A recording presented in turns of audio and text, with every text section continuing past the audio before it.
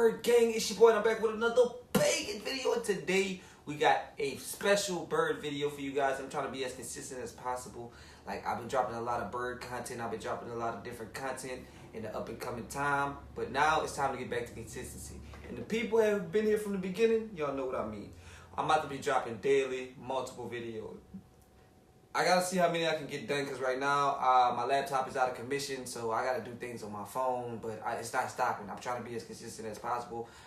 Treat this like a job. We didn't got to the point that we've been trying to get to and even further, so I appreciate y'all for helping me get here, and we just gonna go even further, bro. I couldn't have did it without you guys, especially. Like the Bird people, bro, y'all didn't push me so far. Y'all motivate me to do more. Y'all the only reason why I still think I can get it to the hundreds of thousands and maybe even millions because of growth and progression. Just the support system. You guys have been supporting since day one, and I can't thank y'all enough. With that being said, bro, if y'all new to the content, please like, subscribe, hit the post notification bell. It's time to go crazy. I'm telling y'all, daily. Y'all, I'm gonna be y'all next favorite reactor again. You know what I'm saying? I just gotta get back into the mode, get back into my real zone. It's time to get it. You feel me? So here we go. Larry Bird trash talking stories, the ultimate trash talking stories. Let's get into it. He was cooking everybody, but talking and telling them about it. He just shook his head at me. He said, man, it's going to be a good night for you. Oh. Every time he was about to make a move, he told him what he was going to do. I'm turning around saying, you little piece of Don't ever put no white dude on me because that is disrespectful. He never stopped talking trash. Never. Right. Like our coach would call timeout and we're going to do this. And like we walk on the court and Bird just looks at me and goes, no, give me the ball right there. There's a story going around where K.C. Jones was drawing up a play, and you guys were all in the huddle, and I guess he was having a hard time saying it. Larry told him, hey, give me the ball, and the rest of you guys get the hell out the way. You know, we're trying to exploit a matchup. McHale's having an amazing game against Milwaukee. I remember in Milwaukee, so we're running a post-up for him against Marcus Johnson. Kevin was the one that had the hot hand, but as we all know, Larry's the man, and that's Larry's team. But KC was torn between drawing up something for Kevin because he had the hot hand and not offending Larry. So he's very upset with that, so I diagrammed the play. He says, heck with the play, Case. Why don't you just give me the ball and tell everybody to get out of the way? Give me the ball and tell all the rest of the guys to get out of the way. I said, shut up, Larry. What? I'm the coach here. So I set a cross screen for McHale. Comes in the post, I come off the down screen, and I look up and I go, he ain't passing the ball. He's just holding the ball, like looking at McHale in the post like this, and then boom, just shoots it through and makes it. And from that time, I learned to run Larry's play, not the coach's play. So let's run with Larry. And that was the end of the X and O's. Larry knew me since I was a sophomore because we would go up there. It's not illegal to go up and be in a camp in Marshville, in Boston, and you work in a camp, but really you're there to play against those nighttime games. So Larry knew who I was, and I get in, Chuck Daly has me starting one time, and Larry looks around and goes, "What's up, Sal?" I said, "No." He goes, "You on me?" I said, "Yeah, I got size on you right now. I've been watching every movie." He goes, "Y'all not double teaming?" And he's looking around. I go, "Nah, it's just me, fella." He goes, "Mouse in the house, mouse in the house." And they change the play, and he catches the ball, he does this, and he shoots it. He says, "Sal, you better ask for a double team, bro." Oh my goodness. I got 2 quick fouls because I'm smart like that. And he hated Bill Laimbeer. So when you got a guy that threw the ball hates at Bill somebody, he's Laimbeer. playing for entirely different reasons. I mean, oh my everybody's goodness, seen what? the footage. All back line at one time, it was Kelly Tripucka, Bill Laimbeer, Kim Benson. 3 white dudes. 2 of them I ain't never heard of. Okay. All right. We walk out on the court, and he said, "Cheesy, who guard me?" And I was like, you know, I got Kelly, I got Lamb, I got Benson. He's like, "You ain't got no brothers?" Might need a couple. disrespecting me. That's what he said. Straight up. That's exactly what he said. He said, "Hey man, you can't put no white dude on me." That is straight disrespect. Disrespectful. Right? So check this out. So the next year we come back, I said, "I got somebody for your ass," right? Yeah. He said, "Who you got?" I said, "Robin." Rod. He said, "Okay." Rob He's a little bit, he's a but decent don't ever put no defender. white dude on me because that is disrespectful. But you know what, though? I know he walked out on the court one time, somebody said, "Man, get this white boy on me. He can't guard me." And Larry served him. All you know the what I'm saying? time. So I'm pretty sure he heard that before, too. The trash talk coaches taking the ball out of bounds in front of their bench, so the whole bench can hear him. Right. And go like, he'll be this all you got for me tonight? Like, you got no one else that can guard me? No. This is getting ridiculous, you know? And then Hubie would put in, like, Johnny Newman would be running in the game. He goes, wait, are you serious? That's the guy you're putting on me? It really don't matter who you throw at. You gotta call somebody else. I even heard him tell the coach, hey, look, coach, you better get somebody else out here to grab me because I'm killing this guy. Or he'd say, Danny, give me the ball, or DJ, give me the ball. I got this guy in the torture chamber down here. Why the guy was standing right there listening to him say it. We was playing Boston Celtics. So the great Larry Bird. You know, I'm from Indiana. Larry's from Indiana. I knew about the history of Larry, but I didn't realize how he really got down. Another time that was where we was playing, he had like 42. Kid was a freshman. I was going to say, you reminded me of a story when I was talking about Bird apparently was playing one and just torching him one night. I think he had 35, and as he's shooting the ball, he told Sean Kemp that I'm the best half player to ever come from Indiana and shot a three-pointer in his face. I'm the greatest player ever out of Indiana. To Sean Kemp? As he's shooting, to Sean Kemp? Goes in. I know Sean Kemp as being a hard-body player. It is very true, man. Hey, and that's true. You know, Larry, hey, man, first of all, we got to Boston that night. I knew something wasn't right. I saw an X-Man. He was limping around the court a little bit like he was sore. David McDaniel. I figured he'd be all right. But I go to the game on the early bus. I get there. They say, hey, Sean, you starting tonight against Larry. I'm all for it, you know? So, you know, I looked in the mirror. I'm like, well, shit, man, I'm about to get this motherfucker fits out here tonight. So before the game, I was over there rubbing my hands looking at him like, I'm about to get your ass. I was the young guy that kind of came up through the history in Indiana and kind of broke a lot of Larry Bird's records. So Larry kind of had already known about me a little bit. But unfortunately, Hold on. I wasn't expecting to pause this. I'm not even going to pause it long, bro. I did not know about this story right here. So you came up and broke all Larry records in college. So now you thinking, hey, it's my perfect chance to school this man. Oh my goodness. You picked the wrong person to be trying to school my man. And I know this already going into it, but I had never heard about no Sean Kemp beef. And Sean Kemp is one of my favorite old school players aside from Larry Bird, you know what I'm saying? So to know they went at it like this is one of the different stories. I want to get into this one, bro. Definitely insane to know I didn't know they both came from Indiana either. I only know about what Sean Kemp did in the league. I wasn't aware of that. So that's another thing. I like knowing that. Let's jump back into it. Paper USA Today, and it said that Larry didn't have it anymore. So he came out that night to make a statement, and I was just the prime candidate to be. Yeah. Before the game, he told me, he was like, he just shook his head at me. He said, man, it's going to be a up night for you. Oh, man. This is not even for you. This is for them. Put up. They was talking crazy. 50 3/4. Oh, my. 50 3/4? Getting everything. And he talked to me the whole entire game. What'd he say? Well, first of all, he asked me to jump ball. He said, you the cat that broke all my records in high school, right? He was and I'm like, yeah, that's me. He said, I got tonight. So every shot he was calling, at the defensive end, he would tell me, he'd be like, I'm going to pump face you, get a hand warm on you, look at you, play. And he was actually calling let you know everything I'm going to do. He was saying, next time bank shot left side, I'm going to pump fake you. Your dumb ass going to go for it. He would tell you that, and it happened. I said, first of all, I'm going to be so close to you. If you shoot the ball next time, I'm going to try to rip your arm off. Being from the street, this was beef? To the point of like, this was beef, y'all! So hard that he's basically going to take his will. He started shooting the ball with his left hand, man. I was trying to follow his right arm. He was shooting with his left hand. A quick pump fake, dog, and he go for that. Got you. Man, come on, man. Making it off on me, looking at me, still slapping me on my butt and everything, man. What'd you do? Man, I ended up fouling out, but I was on his ass. Hold up! I ain't not falling out when I was on his ass. Hey, listen. Yo, as a ball player, bro, coming up doing that, the most disrespectful thing that can happen to you when you trying to foul somebody intentionally and take away one side is if he go to the non-dominant hand and still make it. My ballers know.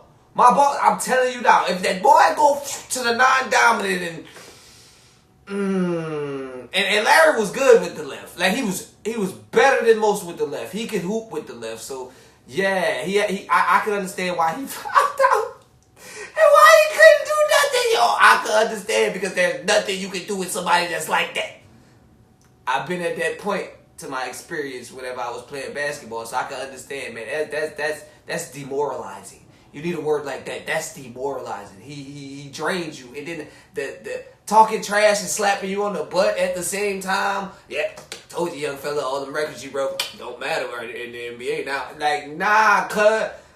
And fouling out, you really can't do nothing after that except for respect, right? Except for respect. Let's jump back into it. He actually invited me to his house that summer after the game, man. He told me, he said, that's the best defense I've seen so far, the best effort. Okay. He was like, I've had nobody play defense. Okay, that's a compliment. I appreciate you playing out here. Then he was like, You still compete. 50 and You three still quarters, compete. but that was the best effort I've seen. I understand that. You know, you come to the house and shoot around with me. This summer I show you how to shoot the ball, young fella. Okay. Legend. Okay. Straight up. Nah, that's respect. No, Larry's probably the best. Most people don't get that. You know the best thing about Larry now? He's so buttoned down now. He's just like, I didn't do that. Man, that guy lied. He was the best trash talker. And he denies everything. Larry Bird was the biggest talker in the league back in the day. Absolutely. And a lot of people say, really? They thought it was Reggie or Charles. Larry Bird talked more trash on the basketball court than anybody I've ever played against. He would tell you exactly where he was going, what he was going to do, and he did that to us in the finals. So we playing them the last play. He says to James Worthy, he said, you guys don't have to worry about it. I'm going to go right over there that corner. So he was like, guys, don't worry about it. I'm going to go right over here to the corner. I'm going to catch the ball, I'm going to shoot it, and ain't shit y'all can do about it. They take the ball out, and I think it was either Danny or DJ. the late, great DJ. Yeah. You DJ coming down, right, with the ball. Oh, great DJ, that's good. This is different people telling the Pass it story. to Larry, he's in that corner. Now I got to go out and close Larry Bird out. So as I'm running out to Larry Bird, he's talking trash to me. I don't know why you running out here. Who says that in the middle of the game? Oh! He said, I'm going to get one step away from me and I'm going to shoot it right in your face. So I got one step away. He shoots it all net. All net. 3-pointer. Good. Take the ball out, Easy. man crow right to the Easy. corner. Top the shot. Easy. Shot a three. Game over. Easy. It's like, are you effing kidding me? And he turned to me and said, you did all that running for nothing. And it was great trash talking because it wasn't vulgar. I mean, he wasn't pounding his chest. Oh, my goodness. You can just be standing next to him. I did all would that jump running out and for try to nothing. block a shot on rotation, and he'd say, Scott, You jump high, but you don't jump that high. You can't get this. He hit you with, Scott, you're a little too late. Scott, you're not getting that. Why are you even jumping? Why are you running out of it? But it was all game. He'd say something like, don't do that. Yeah, don't do that. Yeah, I mean, he talked the whole game. He could be red hot or ice cold. He never stopped talking trash. Ever. I was guarded in my rookie year. He looked at me and he goes, you can't stop me. And I looked at him and I said, gosh, boy, you're so confident. He was confident. You're a rookie. You don't know anything. He proceeded to score like 10 straight points up. Coach took me out the game. He walks by and he's laughing. Brad Doherty told me this story. Larry Bird catches the ball in the deep corner and he steps back for a three. And before he takes the three, he's like, oh, wow, he's going for the win. He's not going for the tie. Larry Bird catches the ball in the corner. I take off running out of Larry Bird. And right when he's getting ready to shoot, I jump. And he head fakes him. And as I go by, he tells me, he says, fly, Bird. Now it's 3-2. Fly, Bird. He hits him on the butt with the ball. And then he shoots it out. I like that one. And I go right by him. He shoots the ball. It's nothing but nylon. And the confidence that hit him on the butt as he flew by him, trying to Nah, block that's the shot. crazy. He would do Fly, a head Bird. fake, or he would do this, and the guy would turn, and he would just fake the crap out of guys. He was playing chess and everybody else was playing checkers. He was 3 moves ahead of everybody step, else. And you never knew step, what he was 3 going to steps do, ahead. but you knew it was going to be something special. Bird didn't talk trash to you, Oh, my God. He Bird said, talked oh trash my to God. everybody. That's how you know it I was wasn't real. around long because he was hurt when I was playing that first year or second year. But I just remember one quick thing. We were playing against him, and I think I stole the ball from him. And I just remember him turning around saying, you little piece of And I was like, that, to me, that was Larry Bird. And I was so happy because I'm like, that Larry Bird told me you're a little piece of I got something out of him. They came back and told Chambers, I know you guarding me, and I want you to know something. There's only one man that can guard me, and that's God. Now think about that for a second. Think about the confidence and the arrogance it takes to make that statement. I always tell the story about Dang. Larry Bird. I remember him, he was cursing under his breath. And I asked him, I said, Larry, what's going on with you? He says, you guys are being disrespectful to me. And I says, what are you talking about? He says, you guys are putting a white guy on me. Bruh. disrespectful. I just started laughing. I had no comeback when he says, it's disrespectful when y'all put a white guy on me. Larry said, I'm insulted that they would put a sorry dude like you on me. He said, no, I don't even want to play no more. He would drop the ball and take a turnover. No way he just dropped the ball and take a turnover, He's nuts, you know? The story goes that when he played against Denver, they had a guy named John Hansley, a white guy, a really good defender, right? Okay. They put him on Larry, and Larry was wearing his ass out. Absolutely. And Larry would run by the bench and tell Doug Moe, who was the coach, Yep. get him off me. That's disrespectful. Don't do that. Black guy on me. Don't do that. Played back in the day, that's all he played against was brothers. So he was like, I had to torch his ass. So they had to torch him. Larry got on the roll, so I shoot the ball. He said every shot was going in. Over He the runs by Frank backboard. Layden, who's the funniest guy in the league. And Frank is coaching, and Larry says to him, hey, Frank, don't you have anybody on that bench who can guard me? He goes, so nobody out here can. Frank looked out of the bench and goes, no. He was the originator of getting What in am your I supposed face to do? and talking trash. And then you sit there and you go, this guy up in my face talking noise. He ain't that fast, he's slow, but he knew how to aggravate you, agitate you enough to get you out of your game. They used to talk so much trash, man. So I remember we playing them in the elimination game in Joe Louis Arena. And, you know, end of the game, they up like 8 or 9. They done won the series. And you're going to try to take that last shot, right? Said, I hope you make this last shot because it's your last one of the season. While I'm in the air. Throw him all the way In the off. air. Bam. Threw him off. Bang. I missed it. You know? But they used to talk so much trash. And he's Larry Bird. People are here to see him play. I remember kept telling a referee, stop blowing your whistle. They didn't come to see you. They came to see us. And I had to go like, Right. Did he just tell the ref that?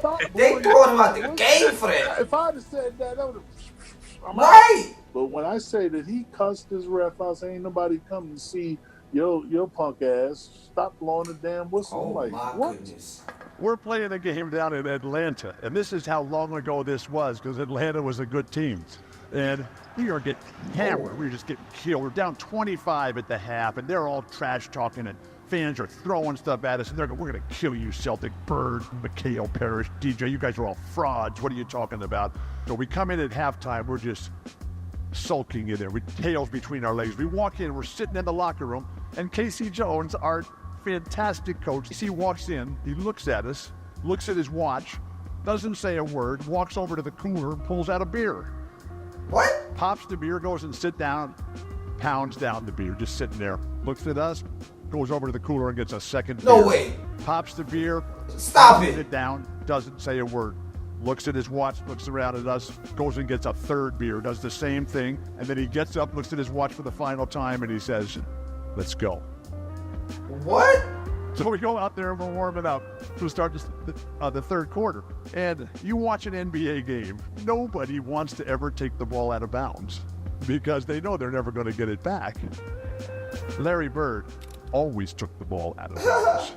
He's going to take the ball out of bounds, and that referee comes, and the referee hands the ball to Larry to start the third. We're down 25. Larry takes the ball and pushes it back into the midsection of the referee so that he can't get away. The referee is like startled, staggered. What's going on here? We're all right there, right in front of the Celtic bench. And Larry looks right into the soul, right through the eyes of that referee. And he says to him, we're not going to quit. You make sure you don't quit either. And the judge just like melted on the spot. Larry hit 11 straight shots to start the third, including 7 threes. We were tied at the end of the third. We won in overtime. We did not need a plane to get home that night. Larry Bird, you're awesome. You remember the time when he was playing at damn awesome. He told the guy, I'll bank a 3 on you, and the guy's just bullshit. So. Yeah. I noticed too, because Kevin McHale ended up having the most points ever scored by a Boston Celtic, right? And Larry told him he should have got 60 because he broke it against Atlanta like 2 or 3 days later. Yeah. That was a tough night, man. But nobody was guarding Bird, were they? Well, we were trying. You were trying. They definitely were trying. When a guy is literally coming up the court, calling his shots. It's in that game, we're on the free throw line, and he's like, he literally says, it's off the glass, who's next, where you want this one from, and he just made one after another, and he just tortured us mentally. I think Bird went by the bench one time too. He fell in the bench. Oh, he did. Yeah, and he called that one. That was the one where he fell in it. He literally said, off the glass into the trainer. Hey, I know they had some fun balling with Larry Bird, man. It just had to be fun. He was crazy good, and he was just crazy. Talk trash to everybody. Ricky bumps into him and knocks him on Look at his lap. So it was people falling off the bench. And it was in the bench. Atlanta bench got in trouble because they out here rooting for. You can see it. I mean, if you go Right. I was just the bench was going crazy. They're going crazy. Yeah, it was the best film session. Every time when I see Mike, we still laugh. God, it was the greatest film session ever because back then, you watched the real game and just went, with a video, and Mike rewound the celebration 20 times. And they show a shot of our bench. Cliff Livingston and Eddie Johnson are standing up giving each other high five. I mean, everybody was entertained by this. Even the guys on the Atlanta bench. They got fined for that, I heard. Yeah. Watch the reactions on the Atlanta bench. Look, they go crazy. Watch Cliff Livingston over here. This is Cliff. Their team are not. They're getting tarsed. Go. It just kept rewinding, showing the guys. You remember they're giving each other high five. And then somebody falls off the bench. Yeah, too. that was Eddie Johnson. Yeah. Eddie Johnson falls off the bench in laughter, and Antoine Carr and Cliff gives each other high five. And our film session was 20 minutes of that. And, yeah, and so it was a bad night. Larry used to come in the locker rooms. He'd be getting his ankles taped, and he'd say, hey, ball boy, run in and go find the scoring record in this building. He needed those kind of challenges. He had accomplished every goal. We hadn't lost a game on the trip. And Larry told all of us players and the media, too, tomorrow night's the last game of the trip. I'm going to play this one left-handed at least through 3 quarters. It was at a time when, McHale was still coming off the bench. And so Larry scores his 6th point on a left-handed shot. And I'll never forget it. McHale yells out. And McHale goes, hey, Jerome, wait till he starts shooting right-handed. Wait till he starts shooting right-handed. Right. End of 3 quarters, he had 27 points left-handed. 27 points left-handed. Well, left-handed is one thing, but when the game got close, I had to go back to the right one. He could hold all these things in his head during a game. So he'd have a shooting drill at the old Boston Garden. 4:30 in the afternoon. I was an early guy. I'd set up early. The garden would be dark. Late in the afternoon by himself, dark garden. Come out with an equipment guy and just do the perimeter, shoot for half hour. All you heard was swishing. If he missed a shot during that thing, he'd say that the Bull Gang set up something wrong with the rim. Otherwise that would have gone in. I'd get there early, plug in my Stone Age computer right next to the bench. He'd come over, he called me Scoop, he said, Scoop, what are you working on? I'm like, I'm doing an early story. Then I'd say, well, I'm doing an early edition newspaper story about your free throw streak. You are approximating the NBA record for consecutive free throws, so don't miss one tonight or I'll look bad in the paper. Sure enough, first half, he goes to the line for 2, and the foul line is lined up right where we're sitting if he looks over. He's at the line. He makes the first. He looks over and winks at me. He looks over and winks at me before he makes the second. I mean, guys don't do that today. And he would... Always thinking about these things. It's like paying off a bet in the middle of a game. He was doing 2 things at once. I'm going to get to that story. My favorite story of all time. My Rick Mahorn moment in Hartford, because it was so crazy. I was sitting there, and Rick Mahorn, he's at the game, and we play a game every year, 1 game in Hartford. So we're playing against Washington. Rick comes out in the halftime. The mayor of Hartford comes out, brings Rick Mahorn's mom out. And the mayor's talking about Rick and Rick's mom. And the bastard just says, all of a sudden, he says, Ricky. Finally, the mayor just leans back and goes, Rick. Kiss your mama. What? Kiss your mama, Ricky. Kiss your mama, Rick. Kiss your mama. And for the rest of the night, that's all we would say. Of course. Hey, look. Kiss your mama, Rick. But Brad, I'm gonna tell you something. It's funny. That's what Larry Bird. I think we're in a car together. I'm posting him up. And he's laughing, and he was telling me something. He's like, Ricky, kiss your mama. Kiss your mama, Ricky. Because you started that kiss your mama. And, hey, they were booing me in Hartford. I'm like, well, I'm from here. Wow. Born and raised in Hartford, Weaver High. And why the hell they booing my black ass? We're playing the Celtics, but I'm from here. They booing my black ass, and it's in the newspaper. Rick Mahorn, a villain. I'm sitting there I'm from here. Kiss your mama, Ricky. Should have kissed her, Ricky. As soon as that shit started, I said, man, I hate Boston. I couldn't stand Boston. Still don't like Boston. Larry Bird, huh? He was one of the best trash talkers, and some of these stories are insane. I don't know how.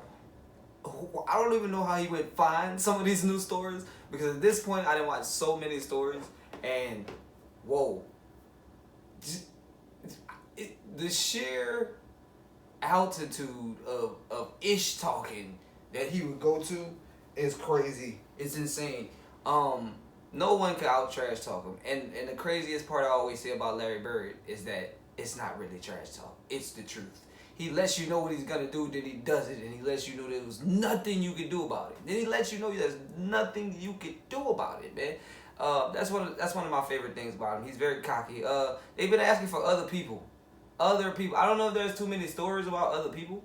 So if y'all want anybody else, you know what I'm saying, like stories about other players, I mean, let me know what other players y'all want to see stories about. Let me know what other videos y'all want me to do reactions to when it comes down to basketball, because y'all know I love checking out the basketball stories. This one, I ain't gonna lie, was a breath of fresh air. I haven't did a basketball reaction in a while, so I'm in love with the fact that we doing this. So I'll be back. I'll try to find some more Larry videos, maybe some more Jordan videos. Y'all was really liking those. I got a lot coming. So I appreciate you guys locking in with me. I appreciate you guys spazzing on that like button. And also subscribing to the channel if you're new to the content. Most likely if you're watching the Larry video, you might not be new. But if you are new, hit that like button and subscribe to the channel. I got plenty of videos I'm going to be coming with. So let me know. Let me know what you guys want to see next. I appreciate you. Hope you know what it is, and I'm out, you dig.